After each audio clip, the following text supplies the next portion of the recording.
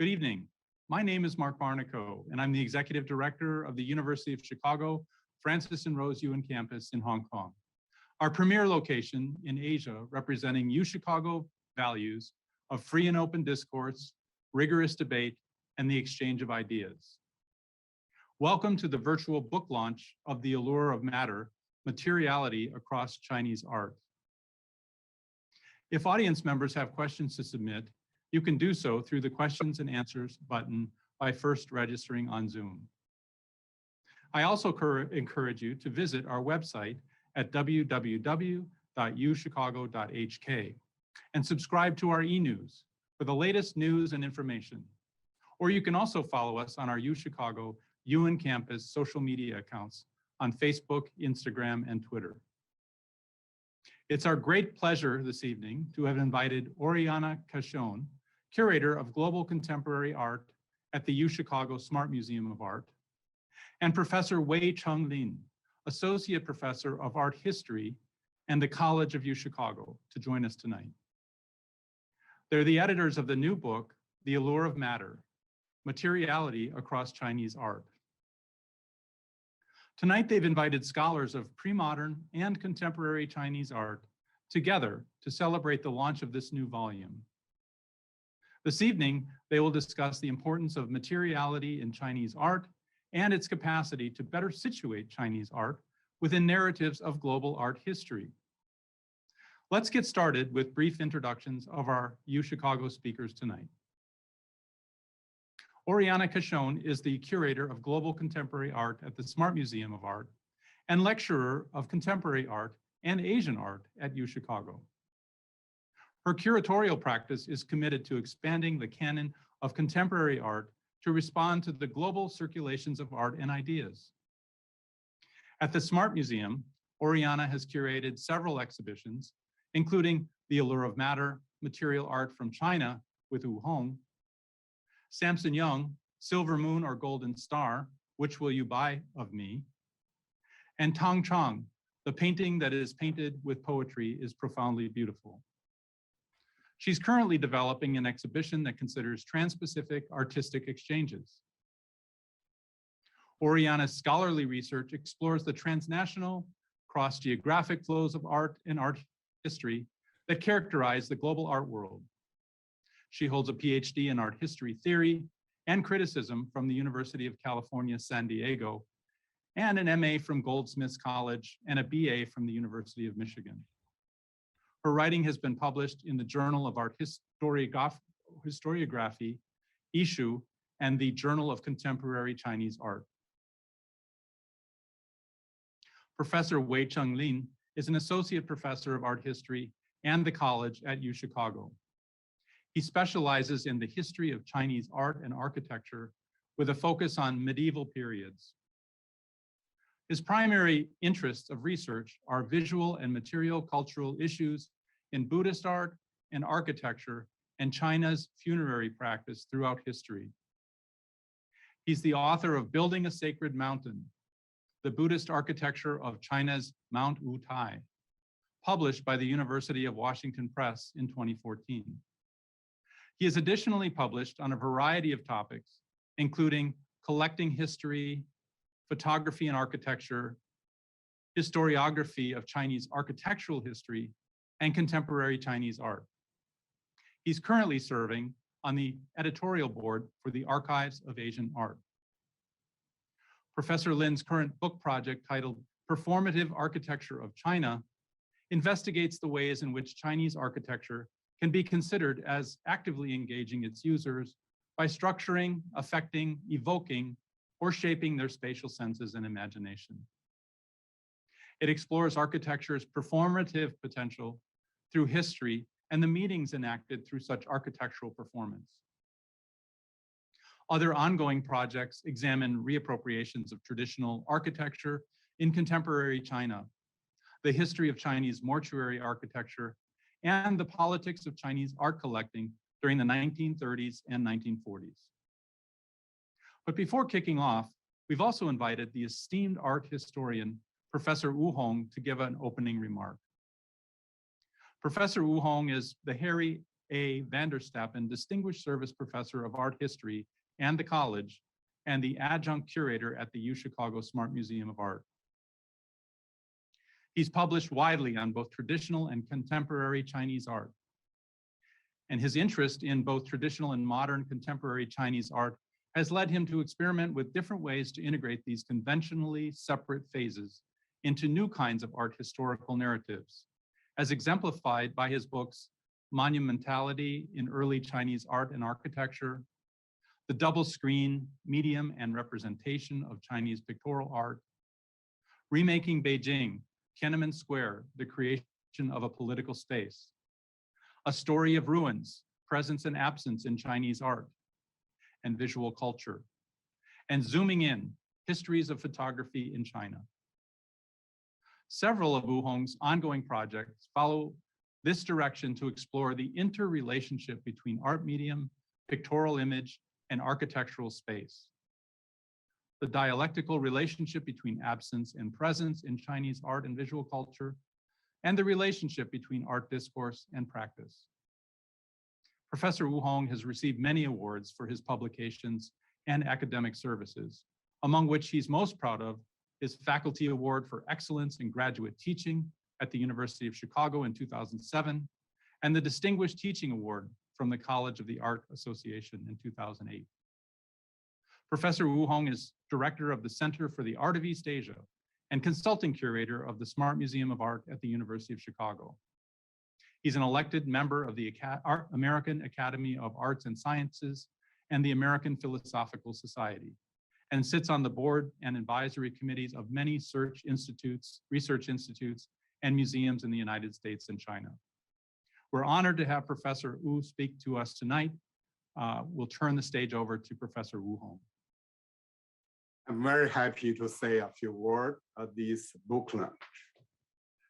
First, I want to congratulate my colleagues, Orianna and Wei, for compiling such a beautiful and useful book. To my knowledge, the first on this subject. I also want to thank the funders and the supporters of this project, the authors of the 10 chapters, and the University of Chicago Yuan Campus, Hong Kong, for organizing this event. In the next 4 or 5 minutes, I want to briefly speak about the history and significance of this volume.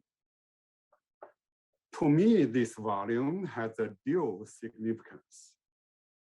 It is an independent study of the materials in Chinese art that encompasses premodern, modern, and the contemporary periods. And it also marks a new stage in a large research and publication project centered on the Allure of Matter, Material Art from China exhibition. The entire Allure of Matter project was initiated in 2014 to study the innovative use of unconventional materials by several generations of experimental Chinese artists since the 1980s. A decision was then made to organize a major exhibition to showcase and interpret this artistic phenomena. The ensuing preparation followed 2 directions: research and organization. The research sector included archival investigation, studio visit, artist interviews, and contextual studies. The purpose was to trace the history of what we call material art, or 材质艺术, within contemporary Chinese art, and to connect this trend with contemporary art in general. On the organization front, the Smart Museum took the lead and formed an ambitious multi-institutional collaboration. The exhibition was to be co-organized by 5 institutions, including Los Angeles County Museum of Art, Seattle Art Museum, the Peabody Essex Museum, the Alphawood Gallery, and the Smart Museum. The exhibition opened in Los Angeles in 2019 and in Chicago in 2020, accompanied by a beautiful, substantial catalog with the same title. The Chicago opening had an additional significance in introducing the second phase of the overall project to expand the scope of the project beyond contemporary. A symposium was organized in conjunction with the exhibition opening. It defined this new phase as studying the importance of materials over the entire course of Chinese art. Scholars in both premodern Chinese art and the contemporary Chinese art presented papers. Their wide-ranging topics helped define a new field of art historical inquiry. As the two editors state in the introduction to this volume, until very recently, the concept of materiality has mainly been theorized through European and American art and art history, naturally prioritizing culture and artistic experience in the West. This volume strives to create a better balance in art historical scholarship, presenting a group of well-researched cases in Chinese art. It reveals important ways in which materials act, operate, and mediate in a major non-Western art tradition. By covering the broad historical periods from the early first millennium CE to the present, it also seeks to find the crossovers between pre-modern, modern, and contemporary practices. I believe that the publication of this volume will make important contributions to the studies of both Chinese art and global art. Thank you very much for attending this event.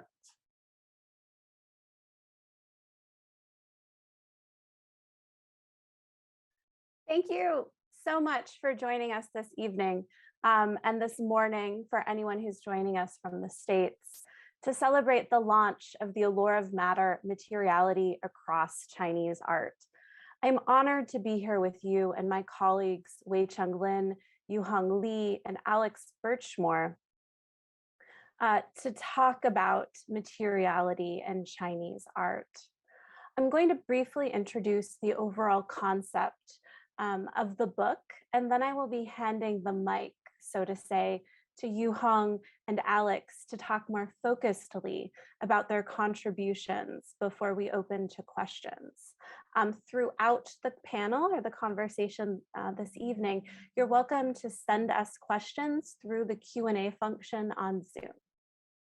As Yuhang mentioned, this volume started from the Allure of Matter Material Art from China exhibition, and especially Yuhang's innovative theorization of material art.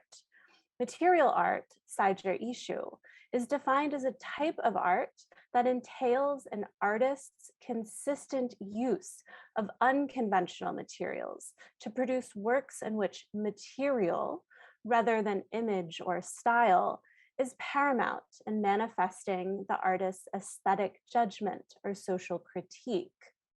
It is a new art form based not on representational, iconographic, or stylistic conventions, but instead on the materials used in its making.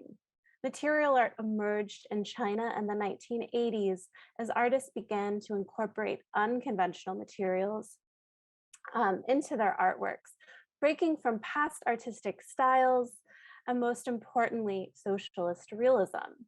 In the 1990s and continuing today, these material explorations proliferated to encompass materials as diverse as water, cement, raw meat, pig brains, the body, yak butter, human fat, honey, porcelain, incense ash, and pantyhose, to name a few. Radical in its conception, material art pushes readings of contemporary Chinese art beyond the now staid reliance on political ideology, history, or cultural exchange, too often found in American and European scholarship, into an interpretive format that prioritizes the work of art itself and reconnects to the material turn globally. This volume expands the scope of material art to broader practices of Chinese material culture by including analyses of pre-modern artifacts. The objective is not to forge or propose a continuous sense of history, but rather to better observe the extent to which contemporary material art in China is connected to or informed by their pre-modern antecedents. As you can imagine, material art as it was conceived for contemporary art practices does not immediately map one-to-one onto pre-modern art in the same ways. However, in this volume, we make apparent the ways in which materials have factored considerably in the development and significance of Chinese art throughout history. Examples such as jade pendants, bronze vessels, stone statues, glassware, lacquerware, timber furniture, gold sprinkled paper, inkstones, etc., all proliferate in the historical record and also now in museum collections. These artifacts are also historical material objects. They reveal cultural practices and the ways in which objects made of those materials mediated their self-expressions, social and societal relations, and understandings of the world around them. A focus on the materiality of art suggests that materials themselves contribute to the creation and meaning of an artwork as much as the artist or maker. To come to terms with the importance of materials proposed here, this volume and hopefully our talk this evening nonetheless calls to refocus our objects of inquiry on the materials artists, artisans, and craftspersons use, the histories they have, and the vibrancy or agency they possess from a historical perspective. The Allure of Matter, Materiality Across Chinese Art, picks up on these themes to focus on the ways materials act, operate, and mediate works of Chinese art from the early first millennium CE to the present day, and seeks to find the crossovers between modern, contemporary, and pre-modern practices. This volume considers not just the ways that contemporary artists have revisited, reused, and repurposed so-called traditional materials, but in the ways reading pre-modern materials impacts our understanding of contemporary art and vice versa in order to find the slippages and continuities in time. With this in mind, we've asked two scholars, one of Qing art and the other of contemporary art, to talk not only about their work on materials, but also the ways in which their work might draw out new connections between these two periods. But before I get started, I would be remiss if I didn't thank those who helped to make this project possible. This book is a testament to the incredible intellectual depth, rigor, and interdisciplinarity for which the University of Chicago is known. It grew out of the tremendous scholarship that was presented at the Art and Materiality Symposium, organized on the occasion of the Smart Museum of Art's recent exhibition, The Allure of Matter, Material Art from China, in February 2020. From its start, the exhibition, symposium, and now this volume exemplify the collaborative spirit of partnerships at the University of Chicago. I am grateful for the partnerships that helped this book come to life, especially at the Smart Museum and our work with the Center for the Art of East Asia and U Chicago Global. Furthermore, I'm grateful for the support of the UN campus, especially Mark Barnacow, Angela Seo, and Sandy Luck, and must thank our sponsors, the Robert H. N. Ho Family Foundation and Ralph Wanger, and of course, our contributors. Alex Burchmore is an art historian based in Canberra, Australia, specializing in the study of Chinese art of the past and present, with a particular focus on ceramics, trade, export, and the intertwining of personal and material identities. He received his PhD from Australian National University in 2019 and joined the faculty of the University of Sydney's Museum and Cultural Studies Department in 2021. His doctoral dissertation traced the extent to which Chinese artists have used porcelain to shape their personal, historical, and cultural identities from the 1990s to the present. He has published widely on Chinese contemporary art, most recently receiving in 2018 the Art Association of Australia and New Zealand's annual award for the best scholarly article in the Australian and New Zealand Journal of Art, and in 2019, the inaugural Oxford Journal Essay Prize for early career researchers. And we'll welcome Alex back on screen in a minute. But first, we will have Yuhang Li presenting. Yuhang is Associate Professor of Chinese Art in the Department of Art History at the University of Wisconsin-Madison. She received her PhD from the University of Chicago and was awarded several postdoctoral and research associate positions by Yale University, Grinnell College, and the Women's Studies and Religion program at the Harvard Divinity School. Her research interests cover a wide range of subjects and mediums of visual and material cultures in late imperial China, such as the cults of Guanyin and gendered image making, mimicess and devotional practice, and textile and paper arts. She's the author of Becoming Guanyin, Artistic Devotion of Buddhist Women in Late Imperial China, that was published just last year in 2020. She's published extensively, and with that in mind, I'm going to hand the floor to Yuhang. Thank you again. So first, I would like to thank Professors Wu Hong, Wei-Cheng Lin, and Dr. Orianna Cacchione for inviting me to present my paper in the Art and Materiality Symposium at the Smart Museum last year. Some ideas of the paper medium in my essay was inspired by the conversations in this museum, in this symposium. So I'm also very grateful for Orianna and Wei for their diligent works editing this beautiful book. So I'm really looking forward to including the brilliant articles written by my fellow authors in these volumes in my future teaching of Chinese arts. So I believe every essays in this book will generate interesting discussions and will inspire new research directions.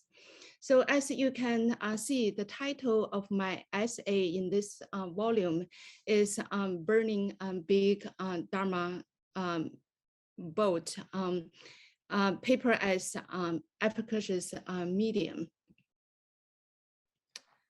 So in this short talk, I will just kind of concentrate on two issues. First is to discuss a little bit how paper as an efficacious medium with respect to the paper objects that made for burning. And then secondly, I will discuss how burning big paper Dharma boats was used as a way for universal transcendence. So paper is commonly recognized as a medium that can carry text and image in pre-modern China. But there are also a type of objects which has been widely used in both pre-modern and modern China and continue to today. So this type of objects is commonly referred as 纸扎名器, or the paper-made spiritual articles. So the term 纸扎 explains its technique, paper worked over an amateur. And fire is implied in the very conception of using these materials. So the items are so constructed to be delivered to the spirit by burning. As you can see on your right, which is an illustration from late 19th century in Dian Shizhai pictorial, showing this big paper house was made for early ill-fated young men. So, so through various techniques and a wide range of decorating methods, paper can be made into various configurations. A paper house or a completely furnished paper house, which on your left was created in 2019 in Suzhou, reveals this mimetic power of paper and its power as others. So value systems for paper and paper objects for spirits was gradually established in the 7th century. Through this new value system, paper becomes a universal equivalent. Nonetheless, one cannot just burn plain paper and substitute it for things. So the making process of imitation is crucial. And so one must make the paper into a particular thing before it takes on values. So paper is a universal equivalent, but not in and of itself. It gains equivalency through artisanal labor that makes it into quantitatively different things. So in other words, the efficacy of paper lies not merely in its materiality, but in the transformation of its shape, color, and texture by the intervention of human skill and labor. So burning big paper Dharma bowls and universal transcendence is only one type of this paper-made objects. So the burning of vibrant paper bowls in ceremonies to commemorate the dead or to expel deadly disease was a common public spectacle from the end of the 18th century into the first half of the 20th century. So during the late imperial period, the practice of Dharma bowls suggests a fusion of different religious traditions of Buddhist, Taoist, and various local beliefs. The practice of Dharma bowl is part of the cultivation of the way of the Bodhisattva. It represents the compassion of a Bodhisattva who can travel between the living and dead and use a boat to transport all sentient beings to reach the other shore. And then eventually this doctrinal practice of this so-called Dharma bowl is materialized through this type of 纸扎 objects. So Dharma bowls were commissioned for a wide range of needs, from funerals to individual salvations and merit making, to collective use for occasions such as Hungry Ghost Festival. So during the festival, a Dharma bowl is often burned in conjunction with Yulan rites. Yulan rites is usually categorized as Buddhist or Taoist military rituals to venerate one's deceased relatives or all sentient beings. So I won't, probably a lot of people are familiar with this rites, so I won't go into the details, but as here we're looking at like some surviving materials to reflect this type of practice.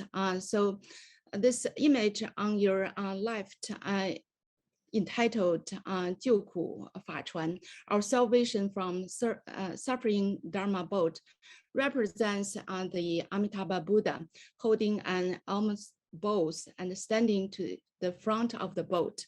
So the earth officials who can release all sinful human beings and the dead is stationed to the Amitabha Buddha's immediate right.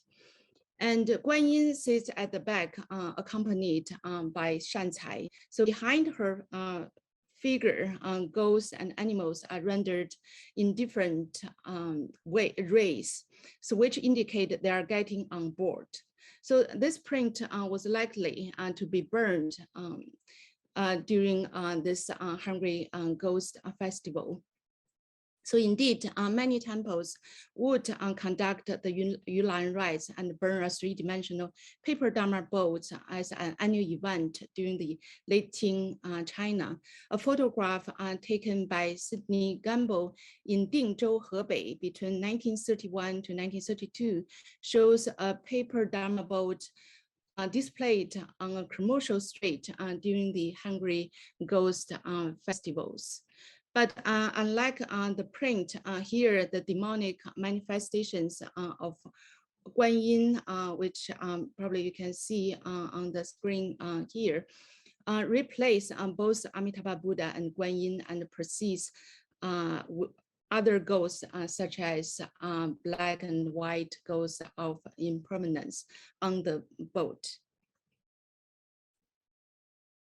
So during the Qing dynasty, there's of course another type of paper boat, which usually called Song Wen Chuan or lacquer expel boat.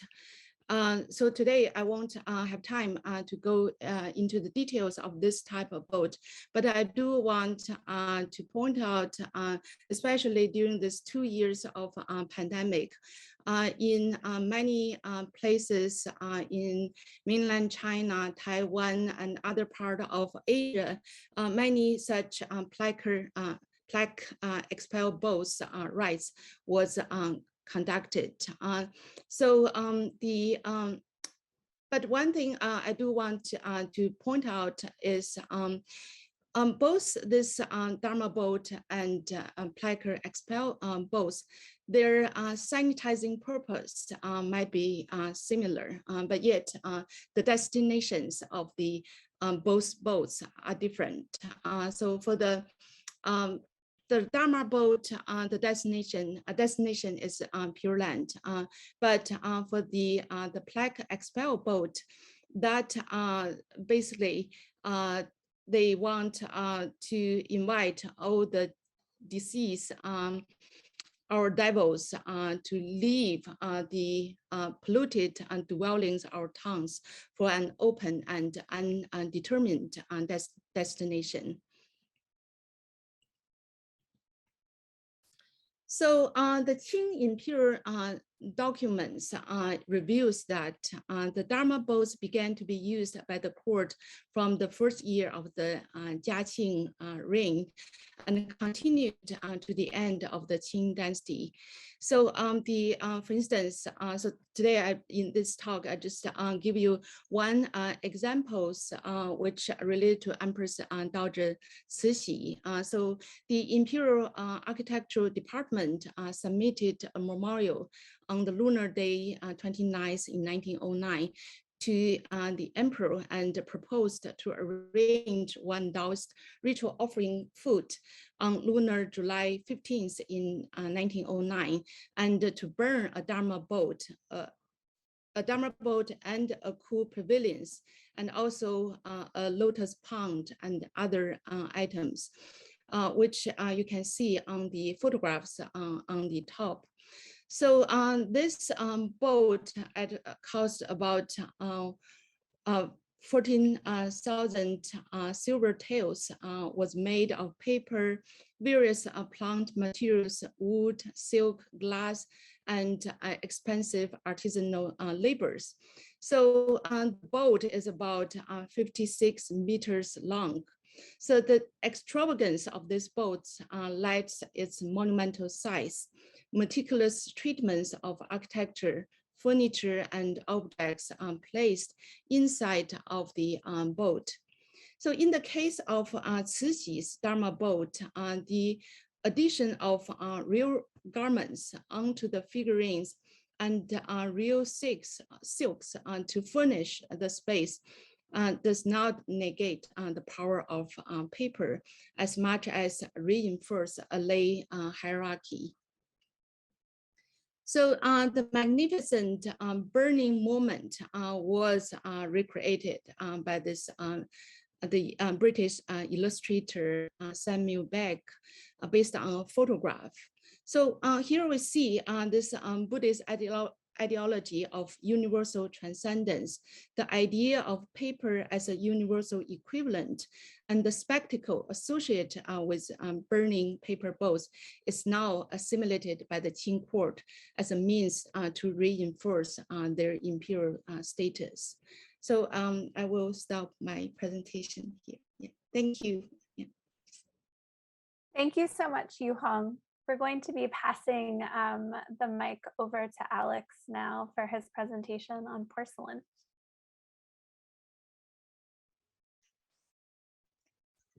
Thanks, Orianna, and thank you to both you and Professor Lin for inviting me to contribute to this beautiful book.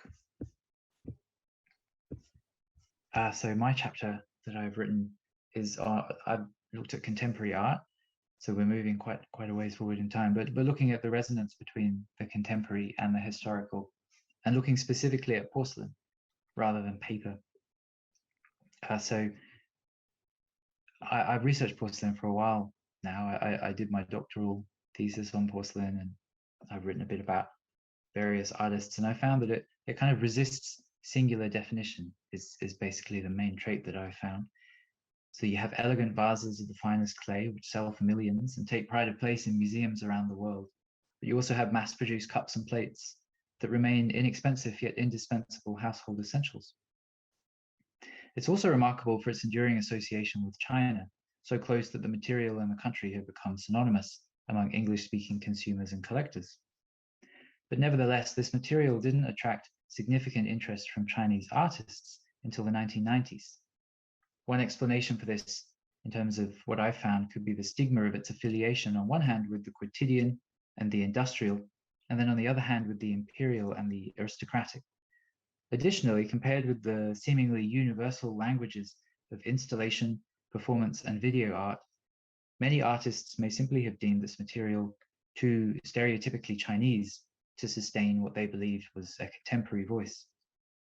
And then on a more practical note, the issue could also have been one of access. So constrained in the 1970s and 80s by dire economic circumstances, artists were forced to adapt their ambitions to the materials that they had on hand. Porcelain gained appeal, however, as the transition to a market-based economy and an emergent international market for Chinese art brought new opportunities to experiment at the century's end. And this shift can be identified in part with a broader turn to so-called traditional media and a desire to interrogate the Chineseness of those media. But I believe that we should also bear in mind the specifically material qualities of porcelain, so its visual and tactile appeal, the resonance of vitrified ceramic, the perilous allure of an impossibly thin surface or an exposed fracture, inviting caress yet rewarding affection with the quickening of blood. And such qualities mark porcelain as an index of luxury. So that's kind of a concept that I've explored in my chapter in the book, is this idea of the luxury of porcelain in contemporary art and how that contrasts perhaps with what we might think of when we think of the European and American materialisms that have dominated scholarship to date. Things like Arte Povera or in Japan, Gutai, for example. So luxury is defined by Peter McNeill and Giorgio Riello as that which is extraordinary, beyond the everyday, the affordable and the mundane, uplifting both spiritually and materially, even if unproductive and therefore useless. And the attraction of porcelain emerges not only from its association with luxury, but also with its subversion of some of the categories that we associate with the luxurious, whereby the patina of the antique takes on a tangible rather than a symbolic significance. The allure of the exotic gives way to a considered reflection on mobility and precarity, and the mystique of a branded identity blurs the boundaries between the personal, the national, and the cultural. These are qualities that elude straightforward categorization, and they reveal a flexible materiality defined by movement between organic, social, political, and cultural states. And that's where the term fugitive comes in. So I believe the luxury of porcelain is a kind of fugitive luxury, foregrounding in a material's ability to permutate and transform rather than its essence or its persistence. In my chapter, I've picked a few works that I believe really speak to some of these themes. So this is perhaps a name that's familiar to a lot of you, but a work which perhaps some of you might not have seen, Ai Weiwei. So after his return to Beijing from New York in 1993, Ai Weiwei spent many hours browsing the city's antique markets. And it was here that he discovered a fascination for porcelain, especially of the Yuan, Ming, and Qing dynasties, and especially the extent to which various eras and places of production could be identified by their shape, color, and markings. Another quality that he valued was the extent to which the homely familiarity of ceramics could foster intimacy across the centuries, creating a patina that was quite distinct from that sought by most collectors, a record not of time in the abstract, but of the traces left by generations of use. Inspired by this proximity to the past, he created several works in which he attempted to extract the materiality of patina and provenance from the cultural and historical record with which they're usually associated. And he followed the logic of the counterfeit. So during his trips to the markets, he writes that he saw many fakes displayed alongside the authentic antiques, and their similarity to the untrained eye, he believed, revealed the ease with which tradition could be fabricated if the correct material formula were followed. In 1996, he commissioned artisans in Jingdezhen, which was once the global porcelain capital, to create several reproduction Ming and Qing dynasty vessels in his name, and this is one of those vessels. These early works in porcelain are usually framed as a play on the value attached to antiquity by connoisseurs, dealers, and collectors, but they're much more than an artful deception or a tongue-in-cheek nod to the skill of those who make their living producing imitation antiques. They speak as well to a desire to showcase ceramic tradition, to elevate that which had been denigrated as a quotidian craft to the rarefied realms of high art, simply by accentuating the material beauty of porcelain and its luxurious appeal. Liu Zhenhua, who's probably the most prolific contemporary porcelain devotee, has also sought to accentuate the visual and tactile appeal of porcelain. In 1998, in search of a vehicle for his desired aesthetic, after working almost entirely in fiberglass for the decade previous, he returned to this medium, which had actually initiated his artistic training in the 1970s in Jingdezhen, but that he had formerly rejected as too traditional. But those qualities of porcelain that had previously inspired his disregard now seemed perfectly suited to capture the languid beauty of these dismembered yet highly sexualized women in his Obsessive Memories series.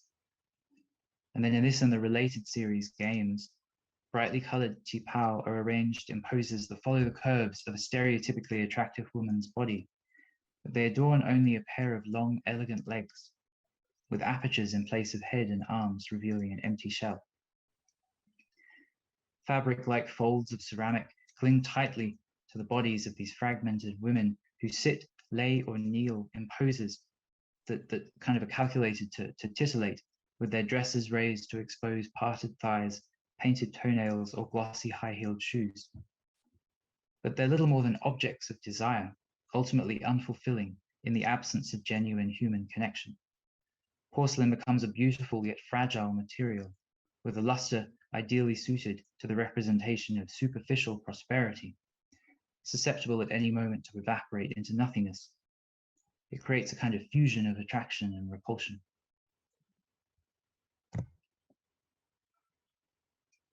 Moving back to Ai Weiwei, so luxury is usually associated now with the marketing of certain products and experiences as more desirable than others. Faced with an expanding field of consumption in which rarities which were once available only to a privileged elite are now enjoyed by millions, those who aspire to retain a sense of distinction must turn to certified luxury brands. Instead of patina, it's sort of an instant form of luxury, I suppose.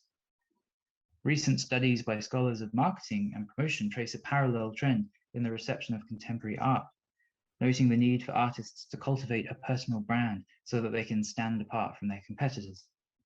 And the use of a material like porcelain offers one pathway for the achievement of such distinction, though perhaps not always in the ways that we might imagine. So Ai Weiwei, for example, has used porcelain to advance his reputation as a dissident and an activist with increasing frequency over the past decade. Probably everyone thinks of sunflower seeds, but also works like this one, Bicycle Basket with flowers. Maybe the seeds have kind of blossomed into flowers in this work, but this commemorates a social media trend in support of Ai's cause. In November 2013, he announced on Twitter that he would mark each day following the confiscation of his passport with a bouquet of fresh flowers in the basket of a bicycle outside his Beijing studio, encouraging followers to share images of their own bouquets using the hashtag #FlowersForFreedom until he regained the right to travel. Neither flowers nor porcelain are usually considered political, but the fragility of Ai's ceramic bouquet belies a potent critique of those who sought to limit his movement. The delicacy and superficiality of these blossoms suggest a fragile strength in the face of adversity, an equilibrium and a potential for rejuvenation. And another artist, the third artist whose works I discussed in my chapter, Cai Guotian, like Ai Weiwei, is also frequently associated with an awareness of brand identity. But while Ai Weiwei is hailed as this figurehead for those suffering under authoritarian rule, Cai Guotian has been accused in equally reductive terms of endorsing state-led visions of Chinese ascendancy. So in Fragile, for example, which is an installation of white porcelain panels created for the Arab Museum of Modern Art in Doha, Qatar, ornamented with an Arabic translation of the title, rendered in this calligraphic flourish of gunpowder residue. Some critics might note an echo, for example, of the organized program of cultural diplomacy pursued by the Chinese state. Gunpowder is, of course, a core ingredient in firework displays, while events of note in China are often commemorated with a porcelain plaque, making this work perhaps an ideal marker of Arabic-Chinese diplomatic relations in symbolic and material terms. But the title implies that this might be a fleeting truce, and an air of danger is evident in the implied contrast between the durability of porcelain and the volatility of gunpowder. Black Peony on the right of the screen for me, this is the first work in which Cai combined gunpowder and porcelain, and it embodies the same contrast, perhaps even more powerfully. Both works cast doubt on the vaunted purity of porcelain and the anticipated renewal implied by the bouquets that we present to the bereaved, connotations also championed by Ai Weiwei. But they seek instead to expose the impermanence of all such ideals. They create a tension between each artist's brand and the narratives of national ascendancy with which their medium is associated, moving beyond the easy appeal of a stereotyped antiquity by harnessing material qualities that transcend historical, cultural, and political connotations.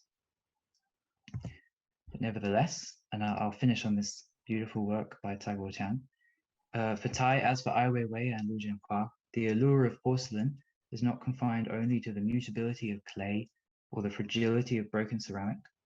These qualities have a place in their work, but their affective charge is secondary to the discursive dynamics of luxury. Unlike the archetypal contemporary materialist, as I said a few minutes ago, neither Cai, Ai, nor Liu expose the abject, raw, the unprocessed, or the unaesthetic.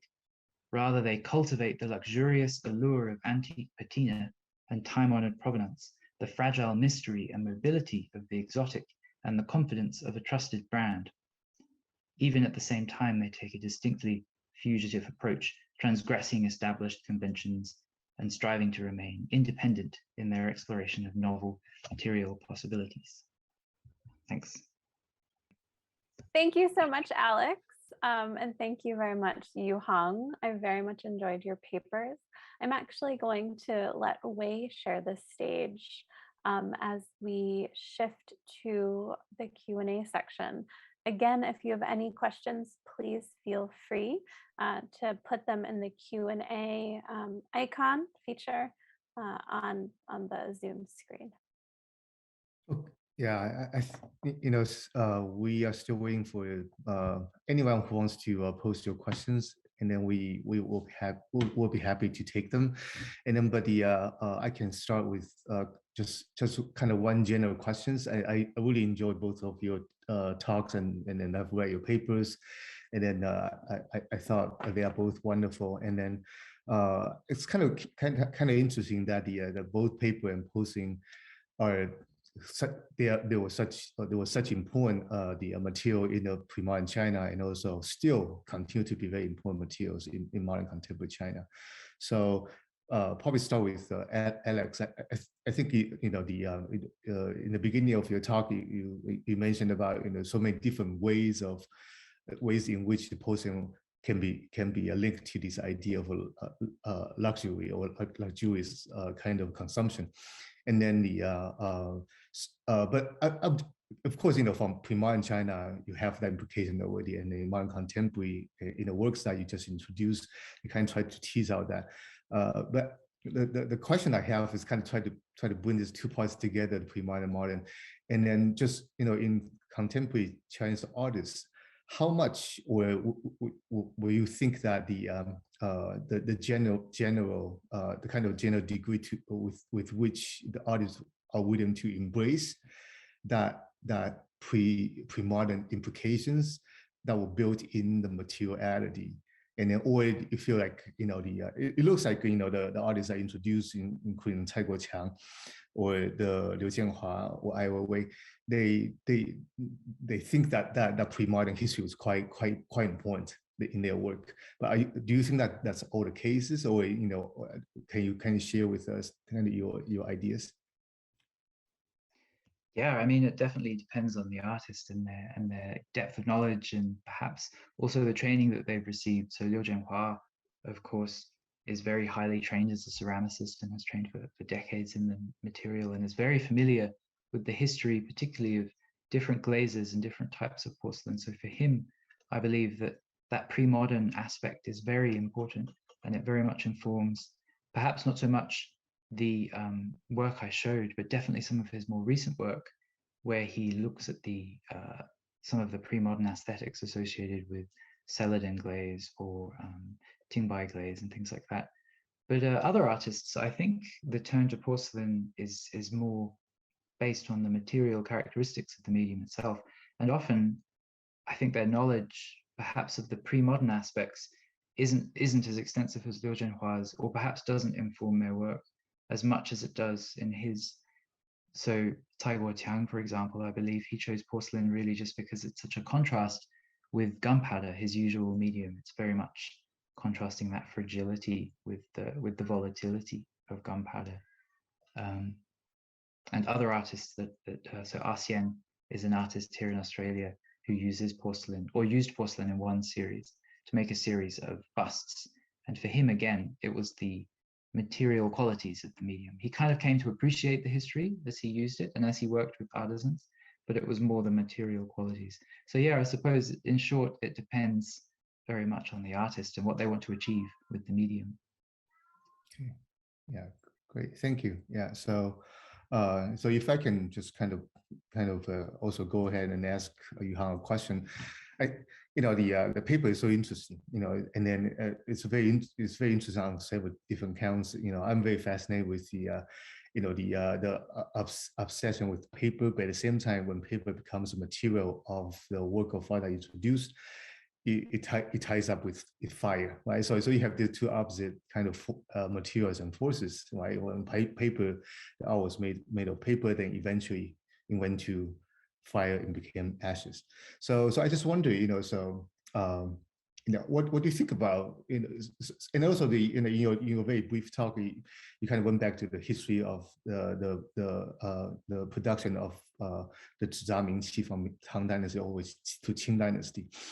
So just kind of, I think, if you have time, I don't know how much time we have, but if you can just address these two questions. One is the paper with fire. The second one is how this kind of historical trajectory from Tang to Qing Dynasty, are they exactly the same? So if we want to think about the history of materiality in terms of paper, would that be a possible way to do it?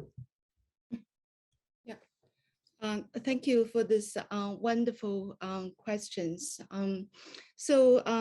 With respect to the first question, so as I said, or discussed in more details in my paper in these volumes, I think the fire is a crucial part in this practice, right?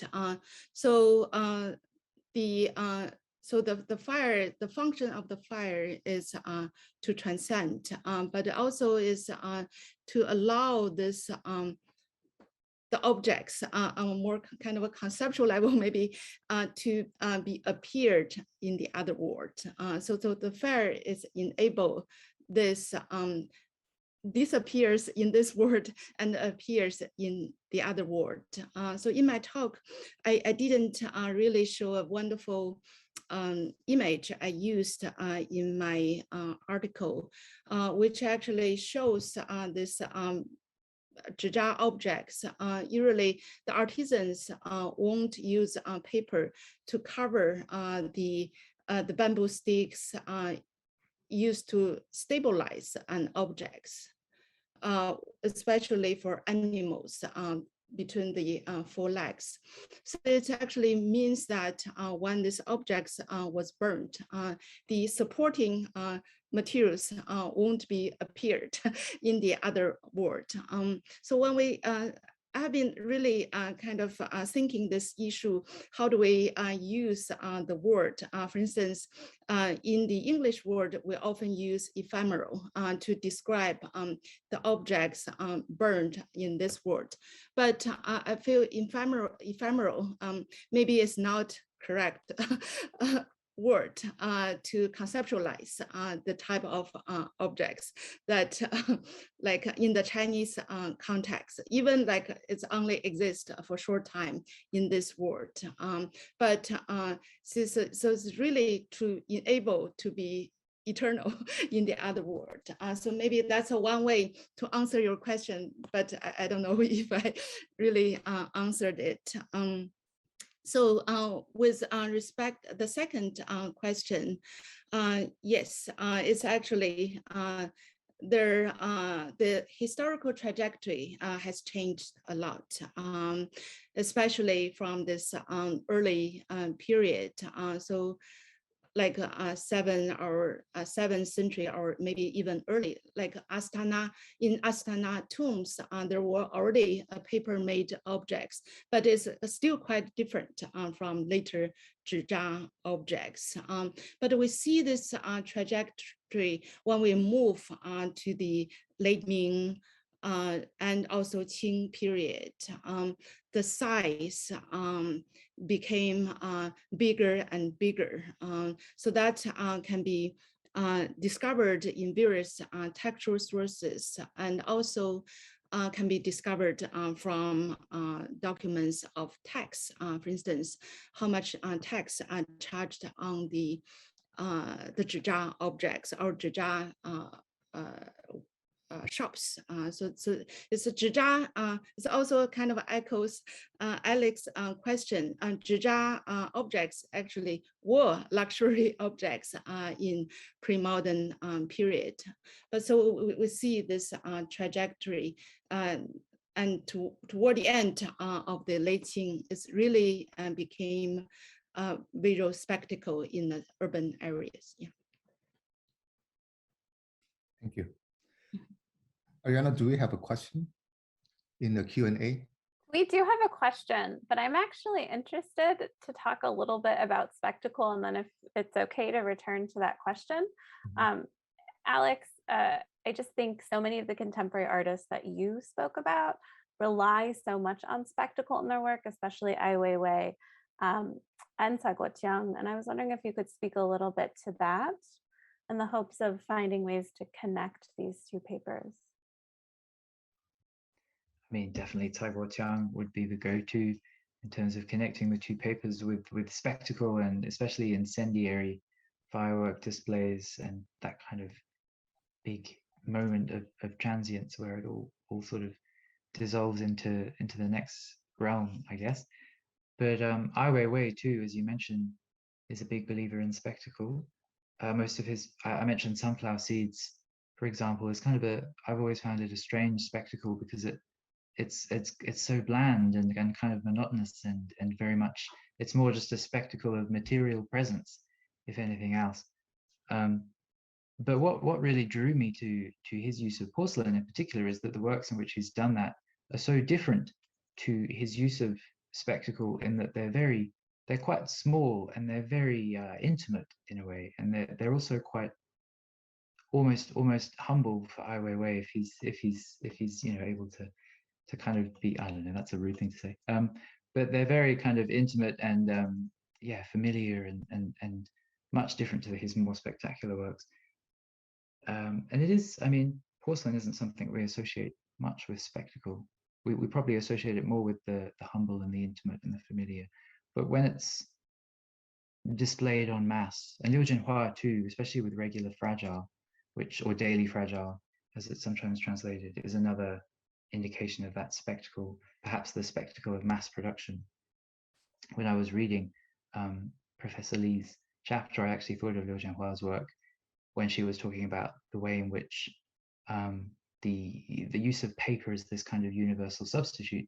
It made me immediately think of Liu Jianhua's use of porcelain in that particular series as a universal substitute, whereby he transforms, for those who are unfamiliar with the work, he takes a lot of everyday commodities and turns them into molds, and then basically mass reproduces them in porcelain and displays them in various configurations.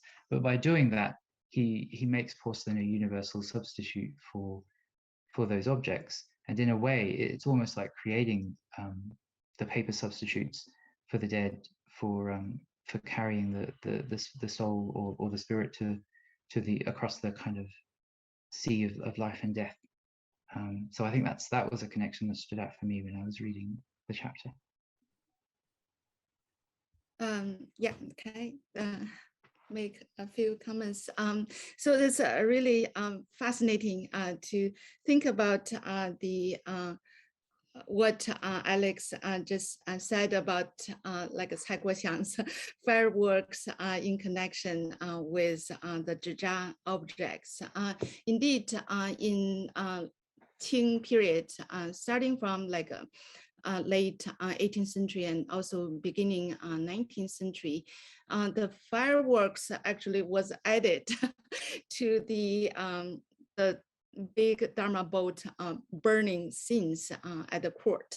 So this fireworks and also accompanied with musics.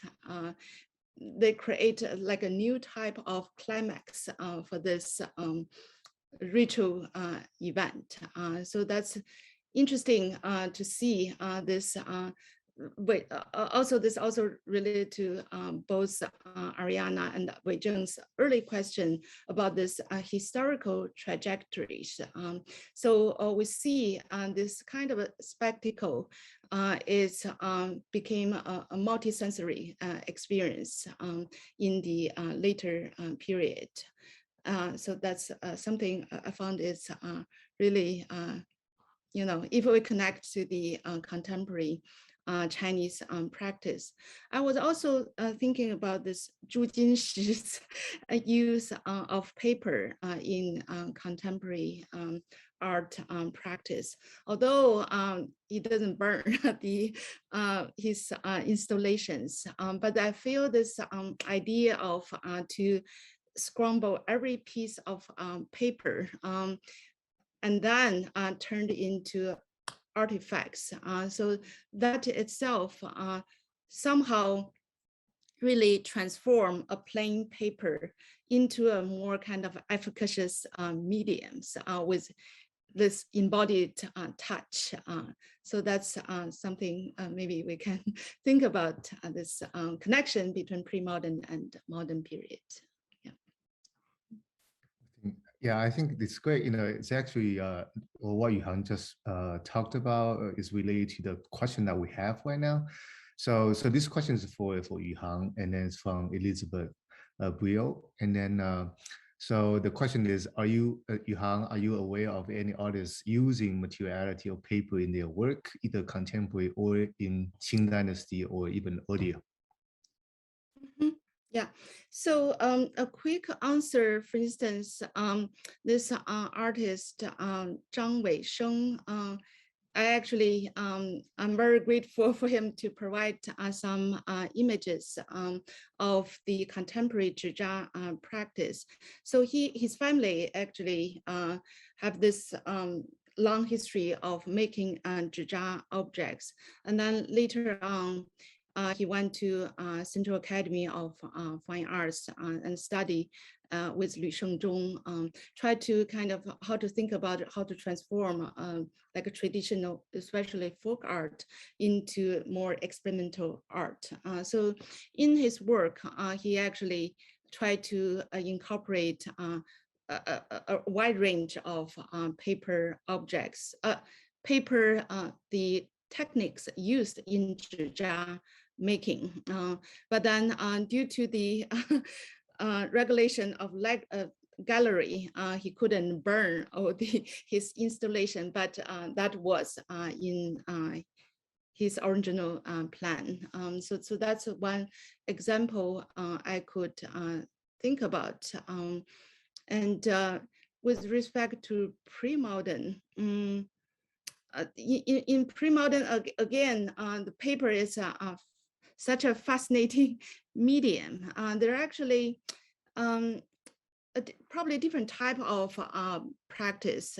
For instance, this is more like related to paper recycle or anti-paper recycling especially in the late Ming and Qing period, called to collect the scratch papers, any scratch paper with characters, and then have them burned in this the so-called the xizita or cherries characters pagoda, and then bury the ashes properly. And then I actually think I'm writing a small article and try to rethink this called Ba Po or 8 broken subject might be related to this type of kind of recycled papers.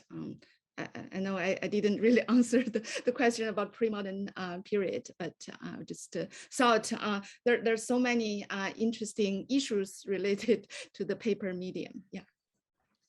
Great, thank you.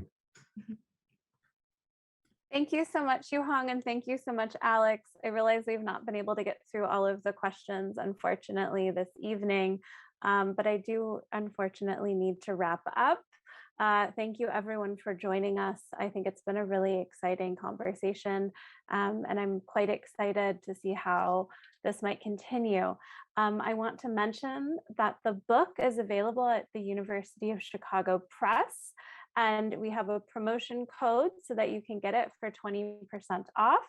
Please use the code PRMatter20. This will also be online, hopefully. And again, thank you for joining us. Have a wonderful evening or have a wonderful day for those joining us in or around Chicago. Thank you.